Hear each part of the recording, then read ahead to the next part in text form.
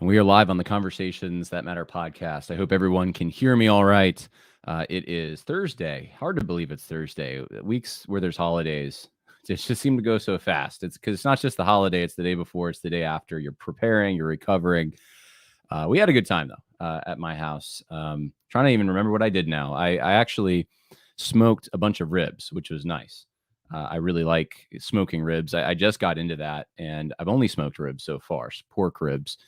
I can't afford the beef. I really want to. And I have some mesquite, which apparently would go well with that, and pecan wood, but I just can't afford it right now. Beef is so expensive. But there were some really good pork ribs, and I'm really excited about that because the summer's just started. So, there's a lot more smoking to do. When I tell people sometimes they have to do a double take and they're like, you're smoking. And I'm like, no. smoking meat. Not that, the other kind of smoking, if it's pipes or cigars, especially, is necessarily bad on occasion. But in fact, I have a friend who I've invited to the podcast. He actually agreed to come on. We just haven't figured out a time yet. Alan Harrelson. And Alan runs I don't know why I'm talking about this right now, but I might as well. He runs an outfit called The Pipe Cottage, and they have a podcast and a social media platform. And it's all about smoking pipes. Now, I don't have a pipe. I've never smoked a pipe, but it's actually quite interesting because he'll talk on his podcast about the different kinds of pipes that different writers and thinkers throughout time have used. And I don't know, I'm finding it interesting for some odd reason. That's a very new thing for me. But anyway, so yeah, maybe one of these days we'll have an episode on pipes. But I want to talk today about something a little more important. This is Conversations That Matter, right? So we're going to talk about things that matter. And I want to start, if I can, here. Let's just start with this. This is a tweet that I put out there the other day. And it's getting a little bit of heat right now, actually, which is funny to me. But all I said was this: in the Reformed camp, we suffer from inadequate critiques of social justice that were ecclesiocentric and ignored the order amoris. Doing justice is not part of the gospel, but it is part of loving neighbor, which extends to our natural relationships. We should prefer kin and country. And of course, I'm not going to be talking about this so much. The second part is the part that I guess someone took an issue with, saying that we should prefer kin and country, and wants to make me out like I'm a kinist or something like that. My understanding, and I don't know what the definition is because there's like 20 definitions of kinist, but my understanding was it had something to do with opposing interracial marriage or something like that. And of course, I have in-laws who are both Jewish and Dominican, and I don't know. That's not me. But that's what I thought a kinist was. It was on that spectrum somewhere. But apparently, if you just say something like we should prefer kin and country, that makes you a kinist, which is crazy because that means that just about every Christian is certainly before World War II, but I think even post World War II by a few decades, just about every Christian thinker would have agreed with this statement. It was a no-brainer. It was, of course, you should prefer your own. Of course, your family and the people that are part of your country, the people you share a community with. Really, the principle is proximity. The people that are proximate to you, you have more responsibility toward. That's why the Good Samaritan is someone that you had responsibility toward because they were on the road. They were on the road you were taking. They were part of your neighborhood. You have a responsibility to clean up your neighborhood or to keep it clean as much as you possibly can. So anyway, not very controversial, but apparently, or shouldn't be, but apparently that is becoming controversial now. But the first part of this is actually the part that I want to talk about today because it confused a few people. And I understood it probably would when I put it there. I'm kind of trying to find a word for this, and I've just landed on ecclesiocentric. There may be someone who's thought of this before who has another word, and if so, please put it in the comments. But this is broadly speaking what I was talking about here. There are critiques of social justice coming from Christians, and I'm talking about the Reformed camp specifically. And I could name names. I don't really want to. I don't think that's the point. This is for learning. This is for just let's be conceptual for a minute about it. And if you can't think of anyone who fits this description, just be hypothetical with me. There were people in the Reformed camp who started saying things like social justice is not the gospel. And they're right about that. It's not. And that was one of the conflations that many on the more social justice side were, and still are, were making. They were saying that it's part of the gospel, that you have to fulfill the law. In fact, I have some classic examples of this in my book. And you can go and check it out. Christianity and Social Justice, Religions and Conflict. I talk about this quite a bit. People like Walter Strickland's one example, who and he keeps conflating the law and the gospel, but it's a law that's infused with these leftist kind of priorities, egalitarian priorities. And so you're not really a Christian unless you are fulfilling the law in some way, if you're keeping the law. So that's how he could say things like, along with James Cone, by the way, that the religion of the slaves was superior to the religion of the masters. In fact, we don't even know if they were Christians, or I think in one case they weren't Christians. He actually accuses them of, Walter Strickland does, of having a half gospel. So if you ever were involved in that to any extent, you have a half gospel. And so, of course, it goes without saying that slavery is not desirable, that the kind of slavery we had here had many problems that were not in keeping with what the Bible says slavery should be regulated by, and so forth and so on. It was not a good labor relationship, or at least not an ideal one. But that's not the issue. The issue is, can someone take it back to Roman slavery, which was much worse? Can someone in that context, much worse in many ways, at least. I mean, they didn't have gladiatorial arenas in Mississippi. Roman slavery had some pretty wicked things attached to it. But could someone in that despicable, let's say, system operate in a way that glorified God as a Christian? And the answer, of course, is yes, because if the answer was no, we'd have to throw out parts of the New Testament. We'd have to throw out both Paul's teachings and Jesus's teachings on this. So again, the podcast isn't about slavery either. I'm getting into all these controversial weeds, aren't I, at the beginning? But I kind of need to wade through this to get to, I think, the main point here. The main point is that the inadequate critique was making the gospel contingent on some kind of a social view or a social work of some kind. And if you weren't participating in that, then you weren't a Christian. And of course, this is foreign to the New Testament. It's foreign to church history. The gospel is the good news that of what Christ has done on our behalf. It's not the good news that we can somehow follow the law. That's not what the gospel is. Is there fruit from the gospel that is in keeping with following the law? Sure, there is. Is it going to affect the way that you engage in even things like Walter Strickland likes to talk about, slavery? Yeah, of course it is. You're going to be a master who, if you're already in that situation, who is going to follow God's law. Maybe you'll, if it's in the context of the American slavery, which is what Walter Strickland talks about, maybe you'll consider ways to possibly free your slaves if that's economically good for them and for you, and can be helpful, and so forth. And so you're going to find ways to love your neighbors, and that's going to mean the people that are under your charge in a labor relationship as well. So that's the fruit of the gospel. That's not the gospel. So anyway, we all know this, I think, for the most part. That's a review. But that was the extent of the critique that I saw in many, we'll say, Reformed ministries. It's not the gospel, and the church should only be about the gospel. And this was something mocked by the woke left. They looked at this and just said, you have an inadequate gospel. Your gospel can't address social issues. Because that was the assumption, was the gospel needs to address social issues. Of course, there's a category called Christian ethics, Christian obedience, the third use of the law, in which Christians do engage in social issues, among other moral issues.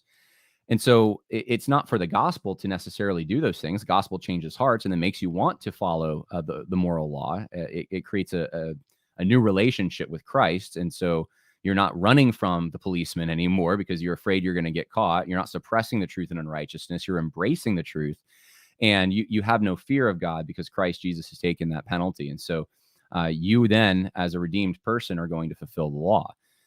And Jesus said, if you love me, you keep my commandments. It doesn't mean perfection. It means direction. So you're going ever upward. That's sanctification. These are just Christian understandings.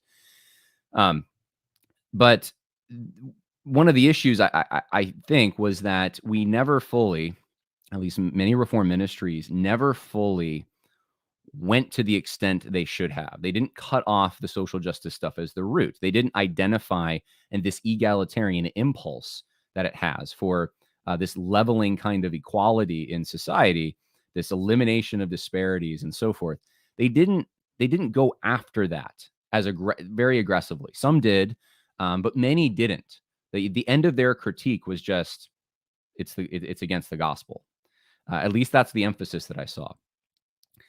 And so you also had many in the same camp that I'm talking about, or camps, making statements like race is a social construct, right? They would say all these things that led you to believe that they actually did perhaps support some kind of a version of maybe egalitarianism somewhere. So they would, they would want equality of opportunity, right? Not equality of outcome, but that equality of opportunity, might necessarily mean that in a given nation state, that those people must be welcoming to migrants, irrespective of where they come from, who they are. There is a certain an unvettedness about it. There was a certain mentality. By the way, we're dealing with this now in France, not we, but French people. I remember back in, what was it, 2015 or 16, when there was that big migrant crisis, and I remember all these Christian leaders in the Reformed world coming out and saying how it's terrible that the nations of Europe, some of them, were not as welcoming as they should be. And of course, the problem was their doors were swung too wide open. And now France is dealing with some of that. But anyway, that was, I think, the inadequacy of some of the Reformed critiques, Reformed leaning critiques, is they wanted to keep things in that soteriology. They only could think about how it affected the church. And because the church is this eternal community of every tribe, tongue, and nation, and that fit well, I think, in the minds of some of these people. I don't think it does, but I think in the minds of some, that fit well with critical race theory's view that race is just a social construct. And the church transcends this. And so we have the unity, we have the equality, we have all of the stuff that the social justice warriors are looking for. You can find, but you can find it in the gospel. You can find when you come to church. That's where you can find it. And the answers to our social dilemmas are expand the reach of the church. Okay. Hopefully this is striking a bell, striking a nerve with some of you, or ringing a bell that you can remember back to 2020 and hearing some of this stuff. And there is some truth in some of this. There is a sense in which the woke are looking for this utopia on earth. And there is a sense in which, of course, we don't have a utopia on earth, but Christians believe in heaven. And so there's this final state in which all the wrongs are going to be made right. Of course, we can't get there through human effort in this life, though. That's part of the problem with social justice. But the vision of social justice and the vision of heaven are not the same. There's hierarchy in heaven. In fact, you retain some of your identities that you have in the earthly realm in heaven. I don't know how it all works. Of course, marriage isn't there. Marriage is apparently more of a temporary institution than the tongue, tribe, and nation that you have, which is interesting to me. At least it would seem that way. So there are these things that that are beautiful, and that's the thing that drives me nuts a little, and make it just that there's these things that are absolutely beautiful that God has wired into this world. Differences between people who live in different places and have different habits and ways of living, and they're amazing. That's why we like to travel. That's why we like different cuisine. That's why some nights I'd rather go to the Mexican restaurant than and it's not just the food. I want to be in that environment. And I'm someone who loves Mexican food. I mean, maybe it's something about being originally from Southern California. I don't know. But this is part of the beauty. This is true diversity, right? And God, of course, created this. He divided the peoples at Babel. Acts 17 talks about the divisions that God has created. Of course, those things can move around those boundaries, but there is this basic understanding that God intended for people to spread out and to form these various communities. And whether or not that's a result of the fall or before the fall doesn't really matter for our discussion. Some would contend. In fact, Dr. Russell Fuller contends. I remember recently him saying something about this, that actually the idea of nations was a pre-fall idea. This isn't the result of sin. This is something that God had as part of his design. Okay, John, when are you going to talk about ecclesiocentric churches? Well, here's where it comes in. That inadequate critique is just I believe, a symptom. Okay, I'm known as the social justice guy to some. And whether that's true or not, that's how many of you know me. I want to talk about something broader than that today. This isn't about social justice, but in order to get there, I wanted to take you down the path that I felt was a bit of review and perhaps prepared the way for what I'm about to say. There are churches, I believe, and I noticed this in the Reformed world through even some firsthand experience, that seem to have a very, I would say, insular mentality. They view themselves as separate from everything else, not just in society, but the universal body of Christ, even, and the other churches in their town, and any other institution that might exist in their town. Their church is separate from all that. And in a certain sense, churches are. They have your local church, and of course, every organization has its differences. But I'm talking about it's to such an extent that, well, let me take you through the list. Here are the 10 signs that your church is ecclesiocentric. The 10 signs that your church is ecclesiocentric. I'm going to go through these with you. Number 1, there are social consequences for not getting approval from church leaders on major life decisions, such as dating, marriage, job placement, and moving. All right. I'm not talking about a cult here, by the way. And this is, I think, what some might think is that you're talking about a cult. I'm not talking about a cult. I'm talking about you could say this is maybe a pre-cult. I don't know.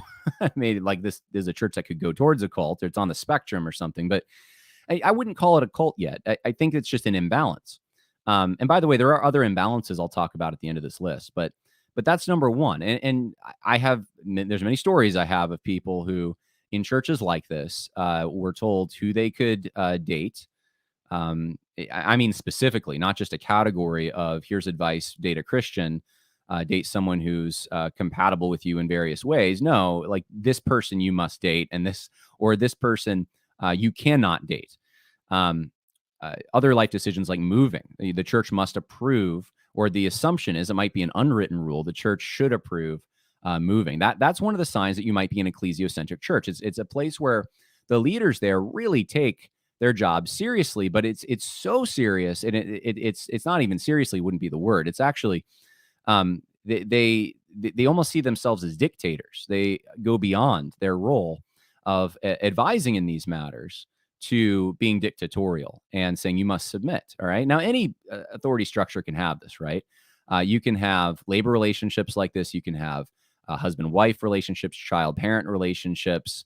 Of course, parents seem to have more leeway with their children, but there's a responsibility suited to all these different roles. Number 2, it is assumed that most life activities outside of work should directly benefit the church. So if you're not at work making a living so you can give to the church, you should probably be at the church, right? That's an assumption that you shouldn't really be involved in other things. Your time is best spent at church, so why not be there? And of course, I hope that you are at your church a lot. I'm at my church a lot.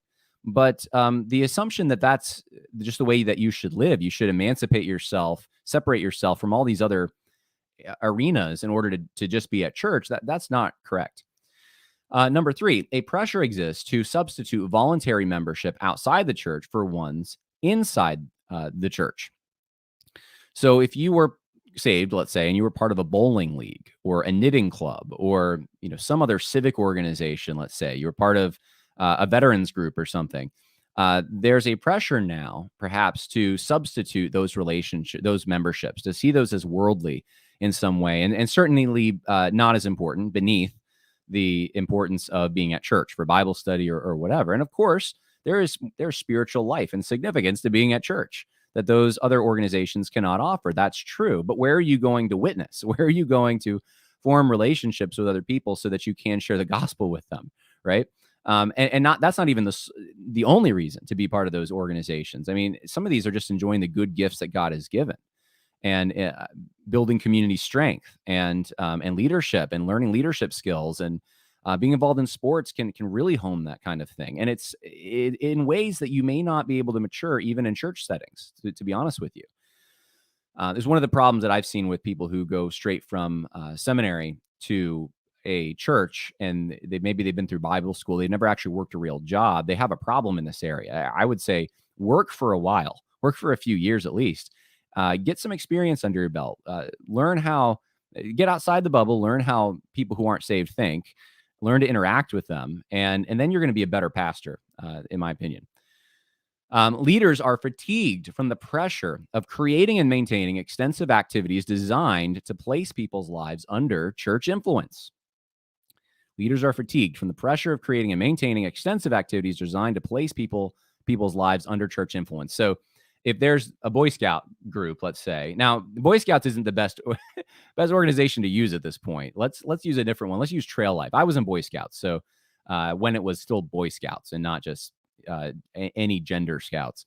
So let's say Trail Life. You're involved in Trail Life or something like that, which I think actually has a Christian veneer to it, if I'm not mistaken. But the attitude would be at a church that's ecclesiocentric.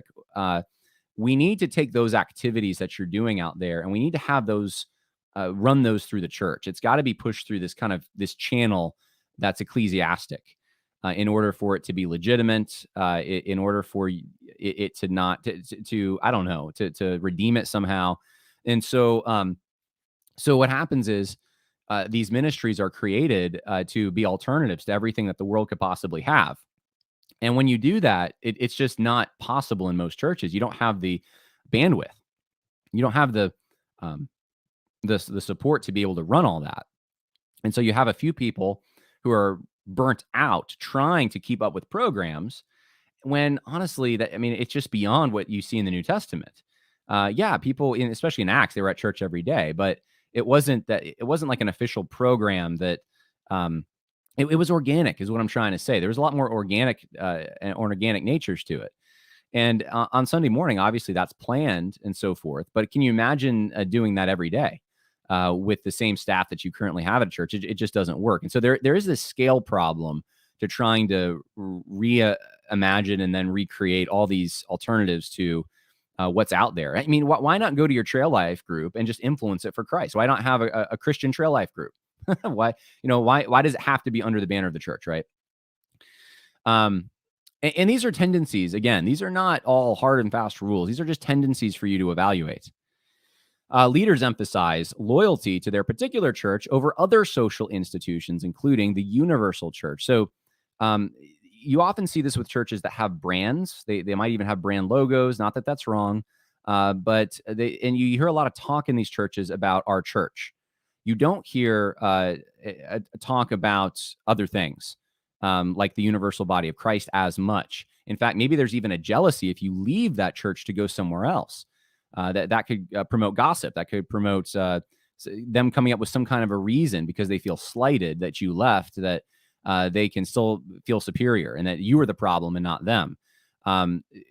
There's a loyalty that's expected at these ecclesiocentric churches, and you should be loyal to your church, right? There's some truth in all of this, but it doesn't mean that you forego your relationships and your allegiances to other things, and it's certainly not the universal church. If you can serve the universal church better somewhere else, then that's great. Maybe you should leave, right? Maybe, and your pastor should, if it's a good fit, it should be supporting that. If it's a non-Christian institution, you may have allegiance to that as well. Your family is an institution, right? Is everyone in the family a Christian? Maybe not. So you should have a loyalty there as well. And that's an important thing that we find in Scripture responsibilities are attached to. Okay, number 6, decisions are made on the basis of whether or not the church's image will be helped or harmed. Okay, so this is when the leadership gets together and they're thinking through how to solve a problem, or let's say there's a sin issue or something, and they're thinking, wow, if this gets out there, we're going to be in trouble here. People are going to know. People are going to see. And then what will they think of us? We saw a lot of this in COVID. How many churches gave the reason, what would our neighbors think if they saw us meeting or something like that? Very much caring about the opinion that others have of them in the community, their reputation. And so this is how they make decisions. We're going to cover up sin sometimes, even because we don't want to make the church look bad. And the institution becomes more important than the truth and even the well-being of the individual people at the church. And that's dangerous Because the shepherds, as we'll see in a moment, are supposed to watch over souls of people. They're not supposed to be watching over the reputation of the church. Not that they shouldn't care about the church's reputation, but the primary concern should be the people in the church. That's what the church is, right? Not as an institution, but as an earthly institution, a local church, a local brand, especially, but as the actual people that attend the building that this is located in. The actual people that fellowship and the Holy Spirit works through. Those are the people that should be the priority. And if something else becomes the priority, then that's a problem. That's a problem. Okay, number 7, keeping people in the church is more important than personal or kingdom interests that would prompt them to move. All right, so if you had an opportunity, let's say, across the country or across town, to go use your gifts and you could use them better at that particular church, and the doctrine, let's say, was the same, all other things being equal, fellowship would have been the same, that should be a good thing. In fact, the leaders of your church should be happy for you with that. It may be sad to see you go, but hey, we're glad that you can be serving the Lord somewhere else, because that's the goal. Yet many pastors are very suspicious of this. They think they're the only church. If you leave their church, you must be compromised. It's not a good idea to leave, because who knows what's out there, right? This is the safe haven where there's correct doctrine or something like that. And that's very dangerous. God has his church all over the place. And if you start getting, and this is the kind of thing that actually does lead to a cult, when you start thinking you're the only ones. You may be a remnant, you may be small, but you're not the only ones. Number 8, church leaders frequently highlight their authority. This is another hallmark of an ecclesiocentric church. The church becomes the substitute for other institutions. And so the people who run the church end up taking the position of usurping the position, sometimes even of fathers, of political. Well, I don't know if political leaders as much, but they tend to ignore politics more in ecclesiocentric churches. It just doesn't matter, which is thus why they had an inadequate critique of social justice. It just didn't factor in. So they see what they're doing as the most important thing, the only thing to be concerned about, and those who are in charge of that thing, the leaders, elders, whatever they're called in your church, if you go to an ecclesiocentric church, they're the ones that they're almost like the priests coming down on high with the truth, and their authority may not be questioned. Number 9, a social wall exists between church leaders and members. A social wall exists between church leaders and members. So how would you know whether or not your pastor or pastors are qualified if you don't know them? If you're not in their homes, if they're not in your home, if you're not fellowshipping with them, how would you know? You wouldn't. And that's the problem with ecclesiocentric churches. Oftentimes, there's a great barrier placed there. The leaders in these churches might fellowship with themselves, but they don't tend to fellowship as much with their own sheep. And if they do, it's from a position of superiority. It's in a context where they're in charge. They're not going to go fishing with you.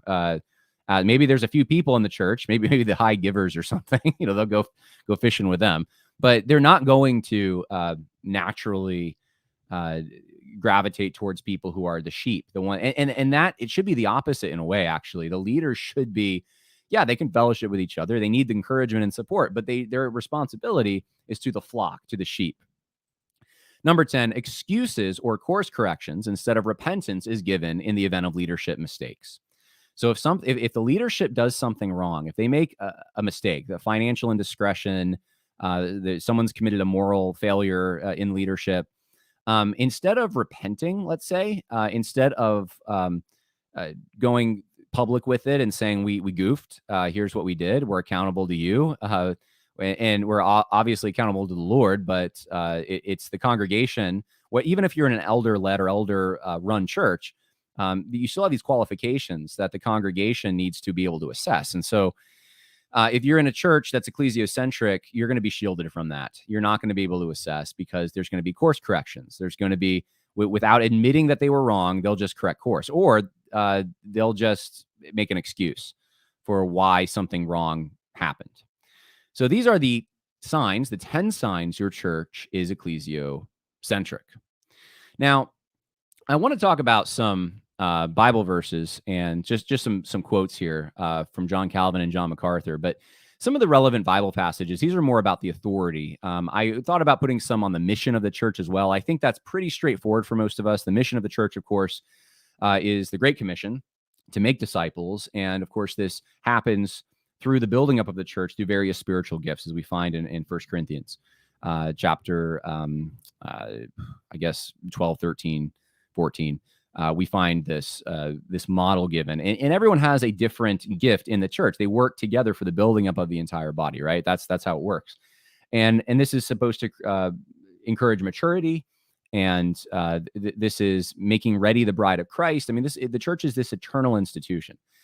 So that's what it exists for, and it's fundamentally different than the institutions that are temporal in nature that exist on this earth. There is something special about the church.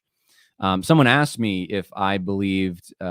Actually, there's an article on Theopolis. If I was using I should probably mention this. I meant to mention this at the beginning, but they have an article called "The Ecclesiocentric Alternative to National Conservatism," and it's long. Basically, the long and short of it is that the article's point is. Let me read for you this sentence here.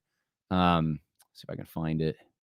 The Christian professes that the church is his first family. The church is his first nation or ethnos, and the church is his first state or polis. Social reality and political reality are, for the Christian, fundamentally ecclesiocentric. From this, with the lessons detailed above, the Christian derives a distinctly and exclusively Christian understanding of what to aspire to in and through the nation states of this world in this age. So there may be a mixture of things going on in this article. It's not exactly what I'm talking about, but there may be some overlap. With in this case, it seems like these temporary or temporal world relationships should not be the end that a society is built around. So family should not be. I guess family is not the building block. It's the church. I mean, that's kind of what I'm getting from this article. But I disagree, I think, with that. But the idea that the church Christians need to think ecclesiocentrically about even politics, that would be, I suppose, in keeping with what I'm saying here. So no, I did not get my definition from Theopolis. I didn't even know that they were using this term. I mean something a little more specific and different. So mine is unique from theirs, but there might be some overlap. Anyway, so here's some of the passages on leadership, and oftentimes you'll find out whether or not you're an ecclesiocentric church when you try to humbly, okay, needs to be humble. You approach leadership. A lot of people found this out during 2020. You humbly approach about an issue that is, let's say, blatantly anti-biblical, and you hit a brick wall. That's when you know that something's wrong.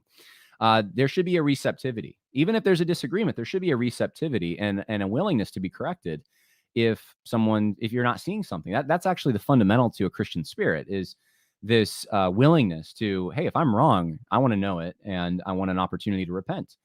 And so 1 Timothy 3:4 says that he must be one who manages his own household well, this meaning elders, keeping his children under control with dignity. But if a man does not know how to manage his own household, how will he take care of the church of God? So this is used sometimes to justify, hey, I'm here to take care of the church. If you're a member of the church, I'm here to take care of you. Now, I have to, or manage you, I guess. I have to point this out. In Hebrews, or rather in 1 Timothy chapter 3, verse 12, so the same chapter, deacons, right, are told the same thing. They're supposed to be good managers of their children in their own households. It's similar, at least. Maybe not exactly the same, but it is very similar. Deacons need to be good managers. They need to be responsible, same as elders. Why? Well, it's because when they get into an office where they have responsibility, how are they going to fulfill that responsibility if they don't already have a proven track record of fulfilling that responsibility? It'd be foolhardy to put someone in a position of CEO of a company when they haven't demonstrated any other leadership skills, right? Same thing in a church. It'd just be foolish to put someone in charge of something when they aren't managing the very things that God has already placed under their charge. Now, this doesn't mean that in a company, when you have someone who you work for, they control every aspect of your life. Even slaves cannot have, it's impossible. This is a very common Christian teaching concerning slavery, that even slaves have a conscience that is outside the domain of, you can't force let's say, them to believe a certain thing or confess a certain thing. In fact, that's a violation of conscience if you try to do such a thing. And so there is no ultimate dictatorial authority that an employer has over an employee. It's the same in the church. There's a lane that the church runs in. Hebrews 13:17 says, obey your leaders and submit to them, for they keep watch over your souls as those who will give an account. Let them do this with joy and not grief, for this would be unprofitable for you. So submit to them, all right? So we should submit to our leaders, but we're also told what? To submit to government. Children are to submit to their parents. Wives are to submit to their husbands.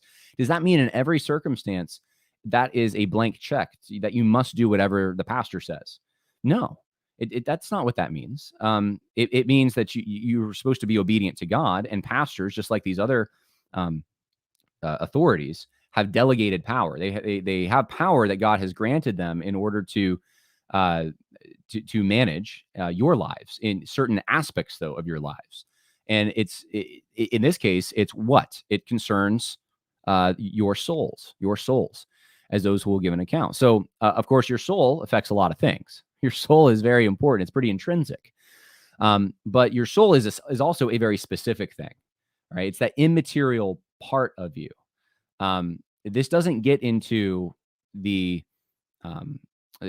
doesn't mean the pastor should be involved, let's say, intimately in every single decision you make in a business, that you need to call your pastor every time. Now, if you have a moral dilemma, call your pastor.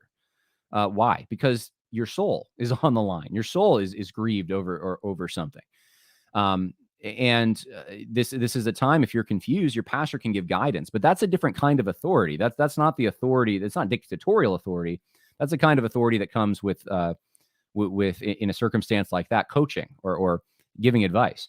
Of course, there are matters in which we see specifically pastors do have authority that is to keep watch over the church of God from the wolves that would threaten the church of God. They have almost, and maybe I'm comfortable saying, an absolute authority to drive out the wolves, to ensure that they're not going to maul the sheep, because that's their mission.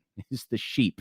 They're watching over the souls of the sheep. This is what gives them authority. Well, John Calvin said about this. Now, you think about John Calvin, Martin Luther, the Reformers. They lived during a time when, let's just say, the official church, the Roman Catholic Church, had abused some authority and loved to use verses like Hebrews 13:17 to say you have to submit in every case. And John Calvin said, in order, therefore, that the Pope and those who belong to him may derive support from this passage, we must all, of necessity, first prove that they are of number of those who watch for our salvation. If this be made evident, there will then be no question but that they ought to be reverently treated by all the godly. So in other words, there's a qualification here. You got to keep watch over the souls. Like, that's the job, right? Just like governments, you're supposed to be God's deacon, God's servant, to do what? To execute wrath on the evildoers. So if you're not doing that, then what are you?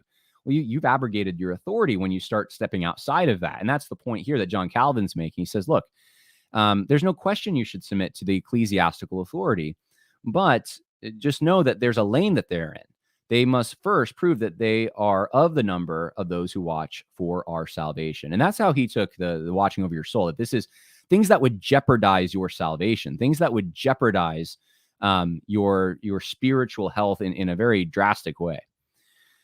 John MacArthur, I thought, had a good quote I wanted to put in here as well. He says, if Jesus, the sinless and perfect Son of God, limited himself to speaking nothing during his incarnation except the truth he received from his Father, how much more should those who have been called into his ministry speak only on the authority of divine scripture? And if that's the role of the shepherd in a church, to execute the office of the pastor, keep watch over the souls of the flock, disciple those under his charge, to do so under the authority of God, knowing that, as Peter says, they are under shepherds of the chief shepherd, then they are limited to the directions given by the chief shepherd. They can't step outside of that and start making up their own rules and saying that, well, because of my position, you must do what I say here, here, and here. It has to flow from the commands that God has already placed down. And so, this is part of what I see in the broader Reformed evangelical world. I'm not saying it's It's the majority of churches in that world. I'm not even saying it's a plurality. I'm not exactly sure, but it is a tendency that I have seen, especially churches that are very concerned about making sure that that role of pastor or elder is respected. And they've, of course, when we all get, when we all understand that something is correct and that there is a role for an elder and that it is proper to have authority, it can be easy once you are being introduced to this truth for the first time to go cage stage, to get really hyper about that, right? You're just all about that. And that's the thing that solves everything. And you become ideological. Like every church, if they just had this, it would be great. And everything would go smoothly. And it's like, no, it's the hearts of men that are going to, no matter what structure is set up, in fact, I've seen congregational churches that seem to function quite well because everyone there is pretty humble and they just respect and follow their leaders. And so is it exactly, I think, what the Bible teaches on the subject? No, but they're functioning in such a way. And my dad used to say this, that the leader's the one who leads. They're functioning in such a way as the leaders lead and the sheep follow. And they know that they're loved. That's one of the things too about, do your pastors love you as the sheep in your church more than they love the church, building and the church brand and the church reputation in the community? That's a good big test, I would say. And so this isn't to get down on any particular church. I don't want really anyone using it. I was kind of reluctant to do this because I didn't want anyone using this as an excuse to leave a church because, John said that if they exert any kind of authority that we're done. And no, I'm not saying that they have authority. I'm just saying that though there is this off-kilter imbalance that can lead to some pretty bad things, covering up sin, leaders who aren't actually qualified in those positions. Sometimes they're not even saved. There's just all kinds of problems that come with this. And I just think one area that it came out, this is the route I took to understand this a little bit, is seeing what happened in 2020, just seeing how many churches reacted and how pastors were just, they course corrected. They were unwilling to admit that they had been wrong, whether that was closing the church down or partnering with BLM in some way. They had to somehow try to navigate the choppy waters that they were in by securing the church brand, by making sure that those who were of different political persuasions were happy there. And those who decided to critique social justice, again, did it in this very reductionistic way where they didn't go after the actual metaphysics and the ethics of social justice so much as they did the soteriology, which is fine. But they conceived of, you can have your social justice out there if you want. If you want to do a political thing, many of them thought, do a political thing. Just don't bring it in here, and we don't want it dividing our body up. We want peace. And some of them even adopted a little bit of social justice just to try to have that peace. But there is this way, I think, of trying to appeal to the activists by saying that we have what you want, but it's got to be done through the church, through, let's take that and put it into our church. Let's harness that energy for what we're building over here. And so, you saw the more on the scale of woke, you saw the more woke churches, woke leaning churches, I would say, the ones that wouldn't go as far as, let's say, transgenderism is okay. They would be against that, but they were on board with BLM and so forth. They wanted to make the point, Gospel Coalition types. They wanted to make the point that, man, if you want to be a real activist, you'll do it through us. You'll do it through Christianity. You'll do it through the church. That's the real radical community that you need to be part of. And of course, this is only an off-ramp from the church. Young activists see through it. It doesn't take long, and they realize, oh, well, we can maybe use these resources that have been stored up here for maybe even decades from generous donors, sometimes centuries. We have a lot of resources here. That's what they're doing in the PCUSA. We have all these resources. Let's use them for our political project. Let's ransack this place. But they aren't foolish enough to think that they don't think that the benefiting the church is the end goal here. They're using the church to benefit something else. And if they can be more effective activists outside the church, they'll do it. They'll leave the church. This has happened a lot of times. So anyway, that's the podcast today. I just wanted to throw that out there. There might be some of you who are in churches like this, and maybe this description is ringing bells for you and helping you understand something that you've been in. I will say this: there are other imbalances out there. I didn't prepare this podcast to talk about them, but there are other podcasts or imbalances. You could have family-centered churches, honestly. And I've seen this where you have a church that I think the danger actually in some of the family integrated churches, and I'm sure I have listeners who are in that, but I think the danger in those churches is you could get this way if you're not careful, because you end up making the father is the priest of the home, and the father ends up being, some churches will even have them all the heads of the households all pray.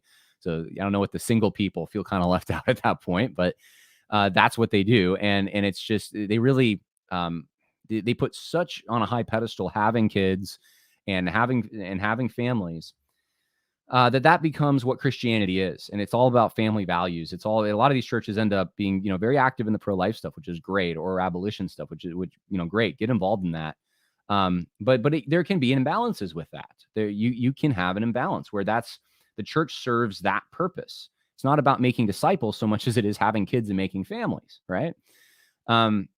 So everything in balance. You could have a church, I suppose, that is imbalanced in other ways, that actually is a truly activist church and sees government redistribution schemes and so forth. I mean, these are the really radical left so-called churches. That's what life is about. That's what the church should be about. And of course, that's all wrong as well. But the church as an institution exists for the purpose of making disciples. Disciples of Jesus Christ will be mature, preparing the bride of Christ for the day the groom comes, Jesus Christ himself. And that's what the church exists there for. And there's a hierarchy in the church that sets in motion this kind of a goal and how to complete it, and it operates accordingly. It is not an institution that exists to be the McDonald's in a sea of other chains, Burger Kings and Wendy's, and so other competitors that are just about the same, but we have our brand, and where that's not what the church is there for. It's not to just get a bunch of people in a room to have a social service where everyone's coming together and fellowshipping. I hope they do, but that's not the ultimate goal of the church. And so if you're in an ecclesiocentric church, if you're in a church that is off on these things, if you're in a church that is so insular, in a bubble, has authoritarian issues with the leaders, you may want to think about this. You may want to maybe even send this podcast. I mean, it might not make if you're in a church like that, your elders will not appreciate this podcast most likely. But hey, you could send this podcast if you want, or take the list and just maybe go over it and talk about it. So hope this was helpful for you all. Going through some of the comments now, there are a bunch of them. Someone asked 10 marks. No, I'm not coming up with 10 marks of a guy. I think someone already did 9 marks, and that was enough. Thank you, Quiana. I hope I'm pronouncing your name right. You're very pleasant. I appreciate your encouraging remarks on YouTube. Quiana Shaw says, embrace all the names that they call you. I learned to do that a long time ago. It's made life so much easier. Yeah, I'm coming to that point. It's hard sometimes. You get called something that you're not. It's like you want to defend yourself sometimes, or you want to set the record straight. And I just have to realize a lot of the people who do that, they're not after truth. They do not care about truth. They're literally throwing something to the wall, hoping it sticks. So if they throw a slur, if they call you a kinist or a racist or a sexist or whatever, what they're trying to do is find the weak spot in the armor, because they want to take you down. It's not about pursuing truth. It's not about reason. It's this wide-eyed ideological approach. Let's see. Man, lots of comments. John, you should really listen to Brent McCatty. I think that's how you pronounce the name. Defense of Kinism on his blog. Defense of Kinism. Okay. I mean, I don't know what Brent McCatty thinks of. It's not. I hate to say this, guys. I do. I know some people care about this. I've never been that interested in it. It's never. I just haven't. I've never thought it was that interesting. I don't know. I just. It's something. It's like eschatology for me. Like I have to force myself to watch eschatology videos or just to study eschatology. I tried to do the book thing, and I'm like, I can't read these books. I need interesting videos. I mean, most things I don't, but for this, I don't know. And the eschatology is interesting, right? And it's important, but it's one of those things. Like I don't know. I'm just not. Maybe it's my latent autism or something, where I can only focus on certain things that I'm interested in. Who knows? Okay, so let's see what other. Anita Smith says churches that stayed open during COVID-19 were open in obedience to God before civil authorities. Couldn't agree more. John Toby says that my font is too fine print for me to. So people couldn't read my font on this particular video. You know, I'm just going to have to make this available. I'm going to put a link in the info section. If you are interested, you can check it out. And that way you'll be able to read it all. So if you want to download those 10 reasons, go to the info section. I'll put it up there in a few minutes. Reformation Church of Shelbyville. Our pastors are purposely bivocational. We feel this is a beneficial and God-honoring model. Wow, that's interesting. That's an interesting thought. And I think there is an advantage to that. If your pastors are bivocational, if they have a secular job as well, or they're in the world, they're interacting with other people, they don't get that bubble kind of insular mentality. I think that's actually perhaps wise. I don't think I'm not legalistic about it, but there's a wisdom to that. Okay. I think that's about it for the podcast. There are a lot of other comments.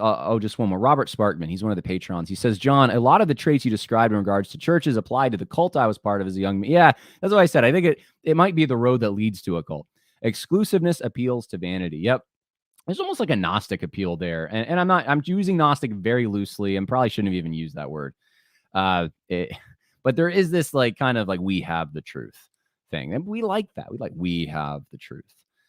In our little group, you have to have this initiation ceremony before you can be in our group to know the truth. God can't just communicate with you directly through his revelation. So, all right. Yeah, font gates, part 2. Yeah. Right. Yeah. The font. Fonts are a very controversial thing right now in evangelicalism for some odd reason. All right. Well, that's the podcast. God bless everyone. More coming later on. Bye now.